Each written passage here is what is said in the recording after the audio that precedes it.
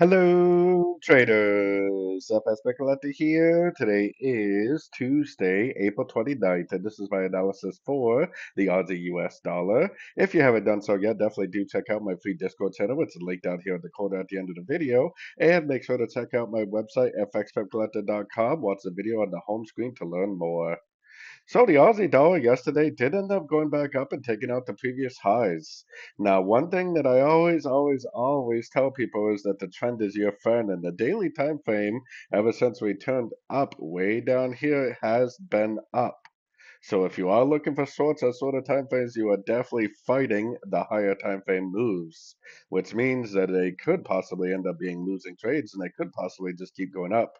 Now, looking at the 1 hour time frame, it still looks to me like this could be a way B because it looks like it made one, two, three waves down. It looks like it made one, two, three waves up. It looks like it's either a WXY or a flat pattern. Now, if it really is like an irregular wave B or an expanding or a running flat, a target for an expanding and a running flat would be the 138% Fibonacci or the 123% Fibonacci.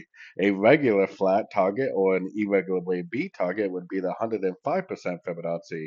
So we definitely did spike off the 105, so that is a good sign. Now, really, what we need to see is we need to see the market making lower lows, lower lows, lower highs, lower highs. If it does make lower lows, lower highs like that, then more than likely it's now going to either make three waves down for a WXY or it's going to make five waves down for like a flat pattern, like an ABC. If it's really a regular flat, then it might just go down to these previous lows and turn back up. If it's really trying to top out on the higher time frames, it may possibly make a bigger move to the downside than that. But like I said at the beginning of the video, we have to be very cautious. The trend is up very strong on all the higher time frames. And as always, the trend is your friend. So anyways, don't forget to like and subscribe. And as always, thank you for watching and happy trading.